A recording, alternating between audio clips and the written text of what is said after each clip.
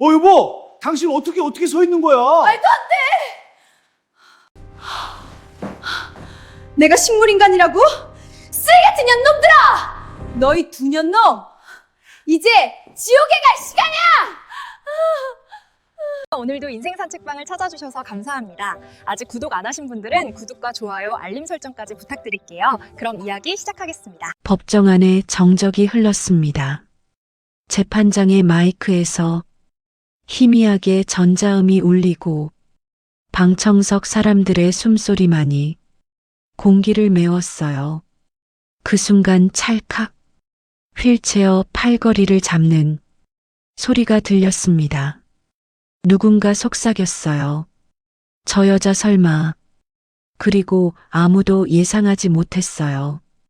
8개월 동안 무력하다고 아무것도 모른다고 비웃던 그 여자가 천천히 아주 천천히 두 발로 일어서는 그 장면을 박철수의 얼굴은 순식간에 하얗게 질렸고 이지영은 손에 쥐고 있던 서류를 바닥에 떨어뜨렸습니다. 종이가 펄럭이며 바닥에 흩어지는 소리만이 법정을 채웠어요. 이 이야기는 바로 그 순간이 시작되기까지 한 여자가 밤마다 조용히 칼을 갈아온 8개월의 이야기입니다. 김수진, 나이 52, 지금은 법정 안에서 누구보다 똑바로 서 있는 여자. 하지만 8개월 전 그녀는 교통사고 후유증으로 휠체어에 의지하고 있었어요. 그녀의 남편 박철수는 겉으로 보기엔 정말 헌신적인 남편이었습니다. 매일 아침 6시 반이면 어김없이 일어나 김수진을 조심스럽게 휠체어에 앉혀 베란다로 데려갔어요. 커튼을 열어주며 말했습니다. 여보, 오늘 기운은 좀 어때요? 불편한 곳은 없고요? 목소리는 한없이 다정했어요. 그는 직접 유기농, 채소로 수프를 끓였고 아내의 손을 잡으며 이 정도는 해줘야 내 아내를 지키는 남편 아니겠어요? 라고 말하곤 했습니다. 하지만 그 다정함 속에는 아주 조금씩 너무나도 교묘하게 차갑고 탐욕스러운 계산이 녹아 있었죠. 박철수에게는 이지영이라는 여자가 있었어요. 그의 회사 비서였습니다.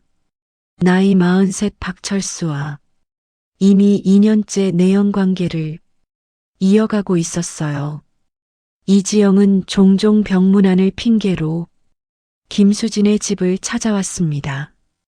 현관문을 열고 들어서며 밝게 웃었어요. 수진 씨 많이 힘드시죠? 제가 옆에서 뭐든 도와드릴게요. 그녀는 김수진 옆에 앉아 손을 덥석 잡았고 김수진은 그 손의 온기가 아니라 그 손에 감춰진 차가운 의도를 읽어냈습니다. 이지영의 미소는 살가웠지만 그 눈동자 깊은 곳에는 다른 빛이 있었어요. 김수진의 재산 김수진의 부동산 김수진의 예금 통장 그 모든 것을 노리는 탐욕의 빛이었죠. 김수진은 이미 알고 있었어요. 단지 때를 기다리고 있었을 뿐입니다. 병원에서 퇴원하던 날 담당 의사가 말했어요. 김수진 씨 재활만 꾸준히 하시면 충분히 걸을 수 있습니다. 근력이 많이 약해지긴 했지만 절대 불가능한 상태는 아닙니다. 박철수는 그 말을 똑똑히 들었어요. 하지만 그는 그 말을 믿지 않았고 믿고 싶지도 않았을 겁니다. 왜냐하면 휠체어에 앉은 아내야말로 자신의 계획을 방해하지 않을 가장 완벽한 조건이었으니까요. 하지만 김수진은 혼자서 재활을 시작했습니다. 아무도 몰래 박철수가 깊은 잠에 빠져드는 새벽 2시, 그녀는 침대 밖으로 두 발을 조심스럽게 내딛었어요. 처음엔 정말 한 걸음도 버티기 어려웠습니다. 허벅지 근육이 바들바들 떨렸고 무릎이 꺾이면서 바닥으로 주저앉을 것 같았어요. 손목으로 벽을 짚어도 힘이 풀려서 손바닥이 미끄러졌죠. 이마에서 흘러내린 땀이 눈으로 들어와 시야가 흐려졌지만 그녀는 주저앉지 않았어요. 입술을 깨물며 스스로에게 속삭였습니다. 아직 안 돼. 조금만 더 버텨. 그녀는 거울 앞에 섰어요. 땀으로 범벅이 된 얼굴 떨리는 두 다리. 하지만 꺾이지 않는 눈빛을 바라보며 다시 한 걸음을 내디뎠습니다. 그녀의 방 한구석에는 축축한 수건과 재활밴드, 그리고 작은 수첩 한 권이 놓여 있었어요. 수첩에는 두 가지가 기록되어 있었습니다. 하나는 재활 일지였어요. 3월 2일 5걸음, 3월 9일 15걸음, 3월 17일 복도 왕복 성공, 3월 25일 휠체어 없이 화장실 도착, 그리고 다른 하나는 증거 일지였습니다. 3월 15일 박철수와 이지영 통화 녹음, 수진 죽음 언급 확인, 3월 20일 오후 은행 증여, 서류 준비 정황 포착, 3월 24일 부동산, 명예 이전 시도 확인, 이지영 명의로 변경 진행 중, 4월 3일 강남 아파트, 서류 위조 의심, 4월 10일 주식 계좌, 무단 인출 500만 원. 그녀의 손끝은 한 번도 흔들리지 않았어요. 근육이 강해질수록 글씨는 더 선명해졌고 증거는 더 두터워졌습니다. 어느 날 밤이었어요. 시계가 밤 11시를 가리킬 때 거실에서 박철수의 목소리가 흘러나왔습니다. 김수진은 조용히 휠체어를 밀고 복도에 멈춰 섰어요. 문틈으로 새어나오는 그 목소리에 귀를 기울였습니다. 이지영이었어요. 이지영이 말했습니다. 수진 씨 재산 전부 넘어오면 우리 그때 바로 움직여요. 더 이상 기다릴 이유가 없잖아요. 이번 주 안에 강남 아파트 명예 이전 서류 마무리하고 다음 주엔 주식 계좌 정리하면 돼요. 박철수가 낮게 웃으며 대답했어요. 걱정 마요. 저 여자 아무것도 몰라요. 휠체어에 앉아서 창밖이나 멍하니 보고 있을 텐데 뭘 알겠어요. 숨만 쉬고 있으면서 솔직히 언제까지 이렇게 버틸지도 모르겠네. 빨리 정리하고 우리 새로 시작해요. 이지영이 다시 말했습니다. 그럼 이혼은 언제 통보할 거예요? 박철수가 대답했어요. 서류 다 넘어오면 그때 바로. 어차피 저 여자한테 남은 거 하나도 없을 거잖아요. 위자료? 뭘 줘요? 아무것도 없는데. 김수진의 심장이 한 박자 멈췄습니다. 저 여자 아무것도 몰라요. 숨만 쉬고 있으면서 그 말 한마디 한마디가 그녀의 가슴 깊숙이 꽂혔어요. 슬픔이었을까요? 분노였을까요? 아니에요. 그것은 결이었습니다. 차가운 결이었죠. 그녀의 눈에서 소리 없이 눈물 한 방울이 흘러내렸어요. 하지만 그녀는 입술을 굳게 닫았습니다. 눈물을 닦지도 않았어요. 그저 조용히 휠체어를 돌려 방으로 돌아왔습니다. 그날 밤 그녀는 새벽 4시까지 복도를 혼자 걸었어요. 박철수의 코 고는 소리가 벽 너머로 들려왔지만 그녀는 멈추지 않았습니다. 맨발로 차가운 마룻바닥을 디디며 한 걸음 한 걸음 전진했어요. 발바닥에 차가운 감촉이 전해질 때마다 그녀의 결심은 더욱 단단해졌습니다. 다리가 아팠지만 멈추지 않았어요. 칼날은 갈수록 더욱 예리해지고 있었습니다. 박철수는 본격적으로 움직이기 시작했어요. 법무사를 통해 김수진 명의의 부동산 계약서가 이지영 이름으로 조금씩 넘어가기 시작했고 주식 계좌는 비어갔습니다. 매일 밤 서재의 불빛은 자정이 넘어도 꺼지지 않았어요. 복사기 소리가 희미하게 울렸고 팩스 소리가 삑삑거리며 서류를 토해냈습니다. 박철수는 혼잣말을 중얼거렸어요. 이 정도면 완벽해. 아무도 눈치 못 채. 변호사도 확인했고 법무사도 다 처리됐어. 그는 자신이 모든 상황을 완벽하게 통제하고 있다고 확신했습니다. 어느 오후였습니다. 박철수가 두툼한 서류 뭉치를 들고 거실로 들어왔어요. 표지에는 굵은 글씨로 재산관리 및 처분 위임, 계약서라고 적혀 있었죠. 그는 소파에 앉아 있는 김수진 옆에 다가와 부드럽게 말했어요. 여보, 내가 재산관리 좀 맡아서 할게요. 이 서류에 사인만 해주면 돼요. 복잡한 거 아무것도 없어요. 그냥 형식적인 거예요. 그의 목소리는 한없이 부드럽고 인자했어요. 마치 정말로 아내를 위하는 남편처럼요. 김수진은 서류를 받아들었습니다. 손이 힘없이 흐릿해 보였죠. 그녀는 고개를 숙인 채 서류를 넘겼어요.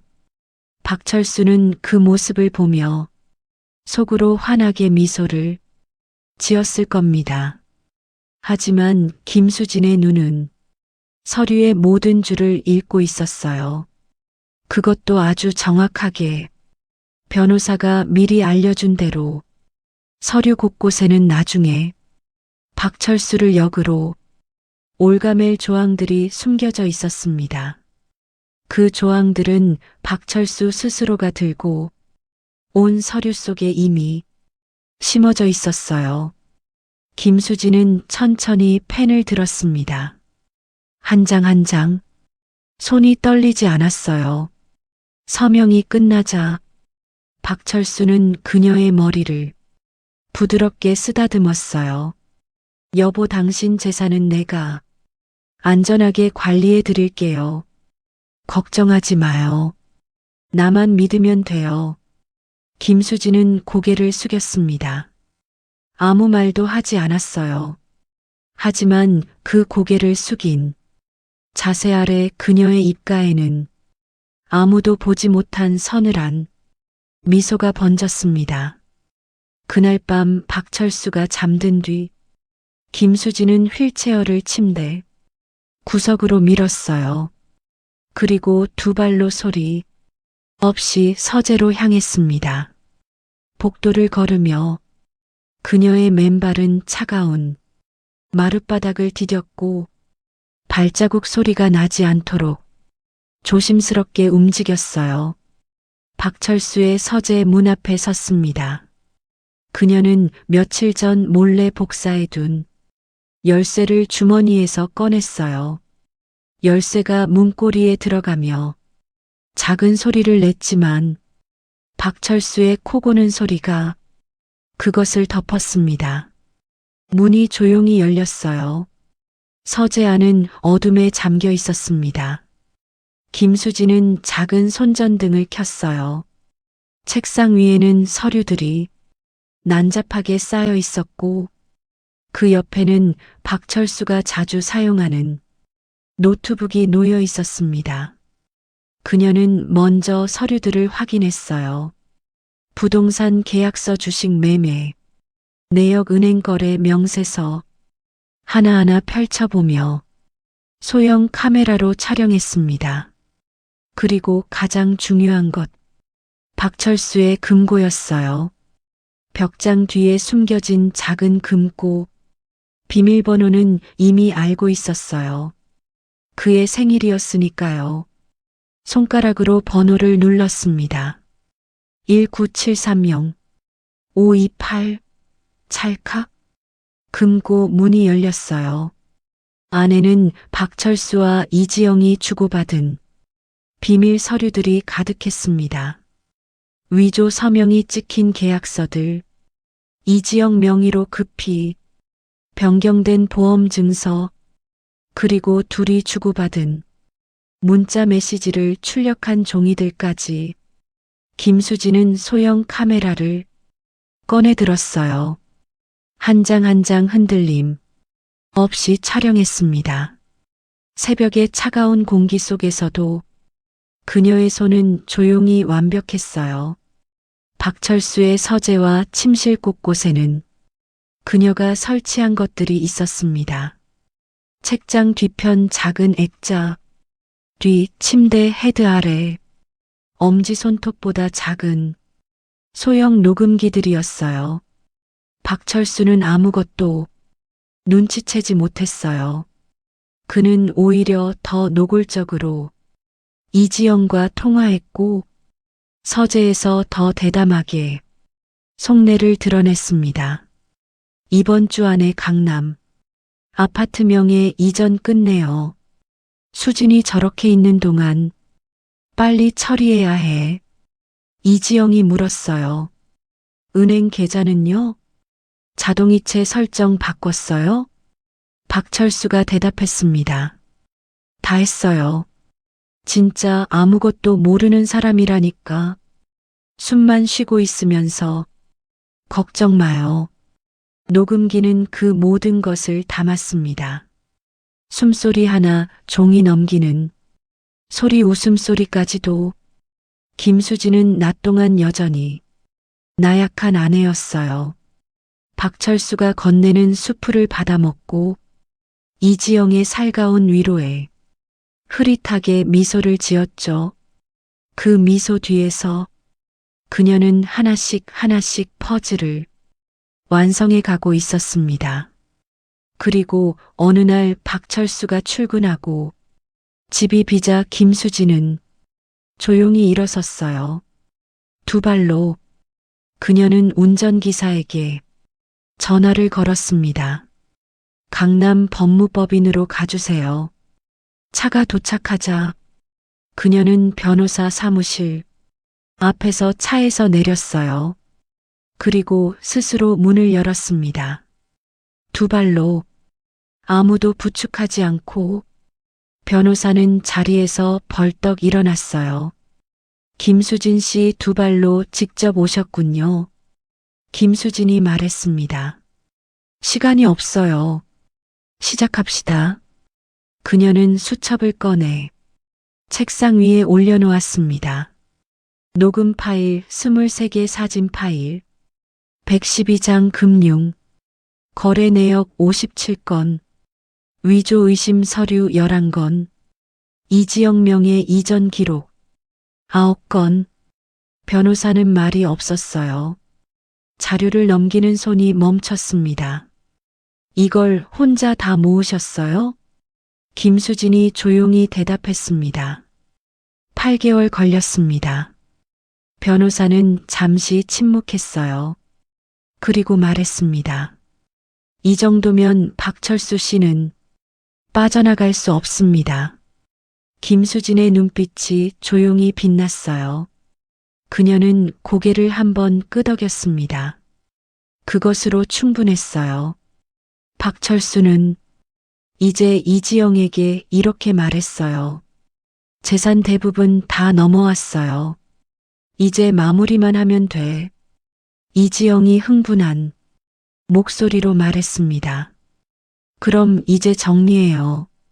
더 이상 저 여자 볼 이유 없잖아요. 우리 다음 달부터 제주도 별장에서 지낼 수 있어요. 박철수는 그날 저녁 식탁에서 숟가락을 내려놨습니다. 김수진이 정성껏 준비한 밥상 앞에서 그의 입가에는 알 수 없는 잔인한 미소가 번졌어요. 여보, 우리 이제 그만 헤어집시다. 마치 오래된 물건을 버리듯 담담하고 냉정한 목소리였어요. 김수진은 고개를 떨구었습니다. 어깨가 축 처지는 것처럼 보였어요. 박철수는 그 모습을 보고 만족했겠죠. 예상대로 순순히 무너지는 아내. 그게 그가 원하던 그림이었으니까요. 하지만 그가 보지 못한 것이 있었어요. 김수진의 손이 무릎 위 담요 아래에서 조용히 스마트폰을 쥐고 있었다는 것을. 화면에는 변호사와의 메시지창이 켜져 있었죠. 그녀는 조용히 메시지를 보냈습니다. 시작합시다. 며칠 뒤 박철수의 회사로 등기 우편 한 통이 왔어요. 발신인은 법무법인 5호. 그는 아무 의심 없이 봉투를 찢었습니다. 그리고 손에서 서류가 힘없이 떨어졌어요. 이혼 소송 소장 및 제1차 공판 출두 명령서 청구 내용에는 이렇게 적혀 있었어요. 재산 분할 위자료 3억, 그리고 형사 고발 예고, 재산 편취, 문서 위조, 공모. 그의 심장이 미친 듯이 뛰기 시작했어요. 박철수는 혼잣말을 중얼거렸습니다. 이게 뭐야? 저 여자가 어떻게? 그는 즉시 이지영에게 전화를 걸었어요. 하지만 이지영의 전화기는 이미 꺼져 있었습니다. 제1차 공판이 열렸습니다. 박철수는 법정에 들어서며 여전히 당당한 척했어요. 그의 변호사는 서류를 정리하며 나지막이 속삭였죠. 증거가 없으면 버팁니다. 위임장이 자발적 서명이라고 주장하면 돼요. 박철수는 고개를 끄덕였어요. 방청석 한쪽에는 이지영이 앉아 있었어요. 선글라스를 쓰고 짙은 화장으로 표정을 숨기고 있었지만 손가락이 핸드백을 꽉 쥐고 있었습니다. 그리고 법정 문이 열렸어요. 휠체어가 들어왔습니다. 김수진이었어요. 창백한 얼굴, 조용한 눈빛. 박철수는 그녀를 보고 입꼬리가 살짝 올라갔어요. 저 여자가 뭘 할 수 있겠어. 김수진의 변호사가 일어섰습니다. 그는 서류를 펼치며 조용하고 단호하게 말했어요. 재판장님, 피고 박철수 씨에게 묻겠습니다. 2023년 9월 3일부터 11월 17일까지 김수진 씨 명의 부동산 3건이 어떤 경위로 제3자 명의로 이전 시도됐는지 설명해 주실 수 있겠습니까? 박철수의 눈동자가 순간 흔들렸어요. 하지만 그는 이내 표정을 추스렸습니다. 그건 자산관리 차원에서 합법적으로 진행한 것이고 아내의 서면 동의를 받은 사항입니다. 변호사가 말했습니다. 동의서가 있군요. 그렇다면 이 서류의 서명과 피고 측이 제출한 동의서 서명을 국립과학수사연구원에서 필적 감정한 결과물을 보여드리겠습니다. 스크린에 2장의 서명이 나란히 떠올랐어요. 법정 안이 조용해졌습니다. 두 서명은 달랐어요. 각도 힘의 분포, 펜의 궤적. 감정 보고서에는 명확하게 적혀 있었죠. 두 서명은 동일이네. 자필로 볼 수 없음. 박철수의 얼굴이 굳었습니다. 이지영은 방청석에서 선글라스 아래 눈을 깜빡였어요. 김수진 변호사는 멈추지 않았습니다. 추가로 피고와 제3자 이지영 씨가 나눈 녹취 파일을 제출합니다. 법정 스피커에서 목소리가 흘러나왔어요. 수진이 저렇게 있는 동안 빨리 처리해야 해. 숨만 쉬고 있으면서 강남 아파트 명의 이전 이번 주 안에 끝내요. 박철수의 입술이 떨렸어요. 이지영은 방청석에서 일어서려다 다시 앉았습니다. 그녀의 손이 핸드백 위에서 파들파들 떨렸어요. 법정 앞 모든 시선이 박철수에게 꽂혔어요. 재판장은 안경 너머로 그를 바라보며 말했습니다. 피고 측 변호인 이 녹취에 대해 이해 있으십니까? 박철수의 변호사는 서류만 뒤적였어요. 아무 말도 하지 않았습니다. 모든 사람의 시선이 김수진에게로 향했어요. 그녀는 여전히 휠체어에 앉아 있었습니다. 창백한 얼굴, 조용한 두 손. 그런데 뭔가 달랐어요. 평소와 다른 아우라가 그녀에게서 흘러나오고 있었습니다. 차갑고 단단하고 그리고 두려울 만큼 고요한. 김수진은 천천히 휠체어의 팔걸이를 양손으로 잡았어요. 손가락 마디에 힘줄이 솟아올랐습니다. 누군가 숨을 멈췄어요. 그녀는 일어섰습니다. 천천히, 완전히, 혼자서. 법정 안에 탄성이 터졌어요. 방청석이 술렁였습니다. 어머. 박철수는 눈을 크게 떴어요. 이지영은 선글라스를 벗었습니다. 김수진은 두 발로 굳건히 서서 박철수를 똑바로 바라봤어요. 8개월 동안 새벽마다 혼자 걷고 무릎이 꺾여도 다시 일어서며 그 모든 고통을 이 순간을 위해 버텨온 여자의 눈빛이었습니다. 그녀는 입을 열었어요. 박철수 씨, 나는 처음부터 알고 있었어요. 당신이 나를 아무것도 모르는 사람 취급하며 내 재산을 빼돌리고 있다는 것을, 당신과 이지영이 밤마다 내 죽음을 기다리고 있다는 것을, 그리고 내가 얼마나 어리석게 당신을 사랑했는지도. 법정이 고요해졌어요. 김수진의 목소리는 떨리지 않았습니다. 당신이 내 머리를 쓰다듬을 때 나는 당신 손의 온기가 아니라 당신 서재 금고 번호를 세고 있었어요. 당신이 수프를 끓여줄 때 나는 당신 계좌 이체 날짜를 기록하고 있었고요. 그게 얼마나 슬픈 일인지 당신은 영원히 모르겠죠. 박철수의 얼굴이 일그러졌어요. 그 눈에는 처음으로 공포가 번졌습니다. 김수진이 말을 이었습니다. 이제 진실을 마주할 시간이에요. 그 말과 함께 그녀는 재판장을 향해 조용히 고개를 숙였습니다. 법정 안은 잠시 완전한 침묵에 빠졌어요. 그리고 재판장이 서류를 내려놓으며 말했습니다.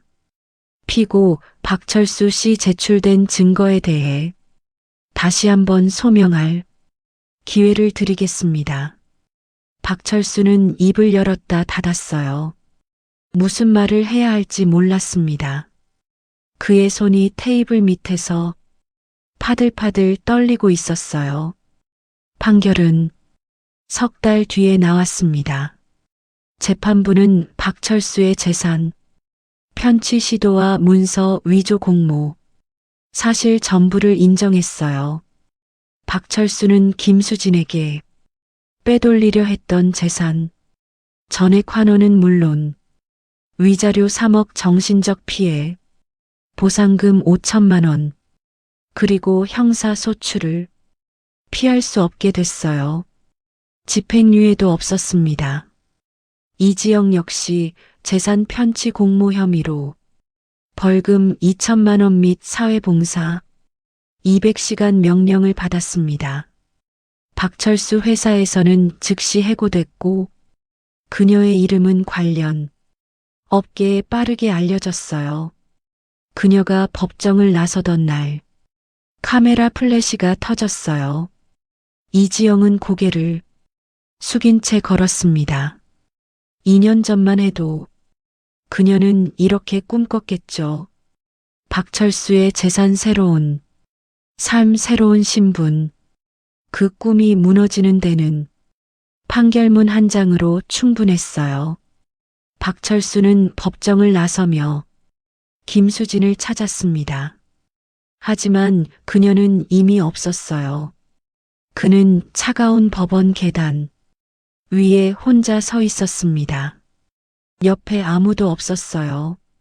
이지영도 변호사도 기사도 그의 재산은 판결에 따라 정리될 것이고 그의 사업은 형사처벌과 함께 무너질 것이며 그가 평생 쌓아 올린 것들은 자신의 탐욕에 의해 스스로 무너졌습니다. 박철수는 계단 끝을 내려다봤어요. 그는 처음으로 깨달았을 겁니다. 처음부터 단 한 번도 자신이 이긴 게 아니었다는 것을. 김수진은 그날 오후 조용한 카페에 들어갔습니다. 창가 자리에 앉아 아메리카노를 한 잔 시켰어요. 햇살이 창문으로 들어왔습니다. 그녀는 두 손으로 따뜻한 컵을 감쌌어요. 눈에는 눈물이 고였지만 흘러내리지는 않았습니다. 그녀는 창밖을 바라봤어요. 사람들이 걷고 아이들이 뛰고 노부부가 손을 잡고 걷고 있었습니다. 김수진은 천천히 숨을 내쉬었어요. 그것은 복수의 승리가 아니었습니다. 그것은 자기 자신으로 돌아오는 아주 긴 여정의 끝이었어요. 그녀는 스마트폰을 꺼냈어요. 오랫동안 연락하지 못했던 딸에게 문자를 보냈습니다. 딸아, 엄마 이제 괜찮아. 보고 싶다. 밥 먹자. 잠시 후 답장이 왔어요. 엄마, 나도 보고 싶었어. 언제든지. 김수진의 눈가에서 눈물 한 방울이 흘러내렸어요. 이번에는 슬픔의 눈물이 아니었습니다. 그녀의 두 발은 차가운 마룻바닥 대신 따뜻한 카페 바닥 위에 굳건하게 놓여 있었어요. 그녀는 조용히 혼잣말을 중얼거렸습니다. 이제 나의 삶을 살아야지. 오늘 이야기 휠체어 뒤에 칼날 어떠셨나요? 김수진은 말했습니다. 이제 진실을 마주할 시간이에요. 저는 그 한 문장이 오래 마음에 남았어요. 우리는 때로 너무 나약하고 너무 무력하다고 느끼죠. 하지만 진짜 강인함은 소리치지 않아요. 조용히 걷는 연습을 계속하는 것. 그게 진짜 힘이 아닐까요? 혹시 주변에 지금 아무것도 못하는 것처럼 보이는 분이 계신가요? 그분도 어쩌면 새벽에 혼자 걷는 연습을 하고 있을지 몰라요. 공감되셨다면 좋아요. 버튼 꼭 눌러주시고요. 다음 이야기도 놓치지 않으시려면 구독과 알림 설정 부탁드립니다. 인생산 책방이었습니다. 다음 이야기에서 또 만나요.